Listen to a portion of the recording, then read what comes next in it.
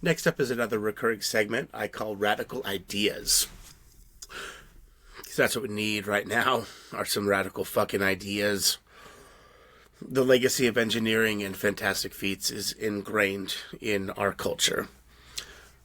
New Yorkers built the subway 120 years ago with acetylene torches and a radical idea. During that time, we also built marvels like the Hoover Dam. 100 years of innovation means we need to start living up to that potential. Asia, they're thinking big, leaving us behind.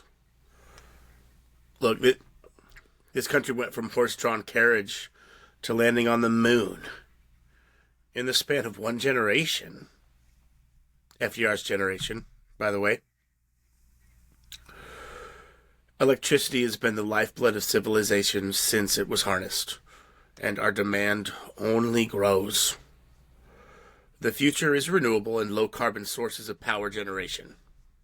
Period. It just is. And we need energy storage that keeps up with that generation.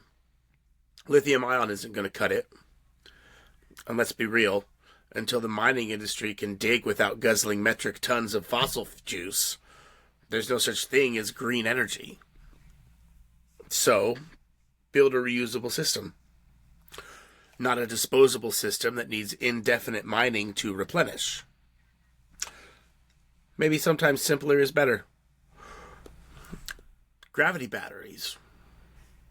How the fuck do those work?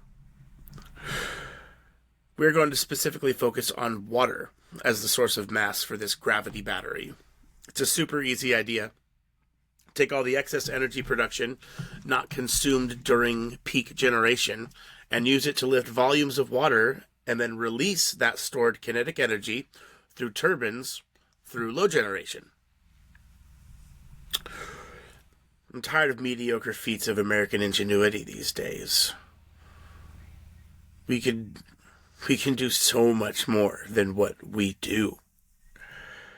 Our great-grandparents blasted the faces of 4 presidents into the side of the Black Mountains with astonishing precision, hanging from death swings, wielding jackhammers, dynamite, and a grand idea. Regardless how you feel about the monument that we created on sacred land that we stole from the natives, by the way, it's still a feat of American ingenuity. What feats can America accomplish today? How big can we dream today? Here's the radical idea. I want to see the largest water battery ever conceived. And because I think systems we devise should try and solve multiple problems at once, this idea specifically uses ocean water. Seawater would get pumped up to a reservoir during peak energy generation. Then, during peak consumption, it would be released back to the ocean through turbines. But I also want to pass this water through a filtration system on its way back, so it can be scrubbed of the decades of filth we've subjected it to. It might sound absurd, but it's not necessarily a novel idea, at least the water battery part. I'm not sure it's ever been used to scrub water, but world's largest pumped storage power plant, fully operational in, of course, China. The plant features 12 reversible pump turbine units, each with a capacity of 300 megawatts, including 2 variable speed units, bringing the total installed capacity to 3.6 gigawatts. The Fengning Pumped Storage Power Station, the world's largest facility of its kind, has commenced full operations with the commissioning of its final variable speed unit on December 31st. Located in Fengning County, Hebei Province near Beijing and Tianjin, the plant is a key part of China's renewable energy infrastructure, supporting a nearby 10-gigawatt wind and solar base in Xinjiao, which is located nearby. I think that was close.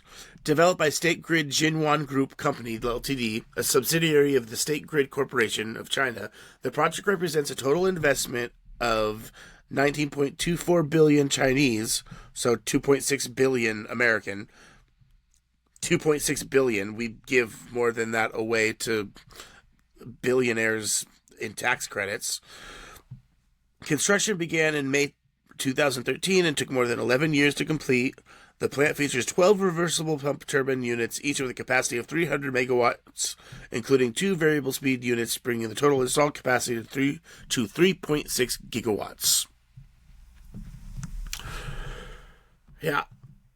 So, it exists.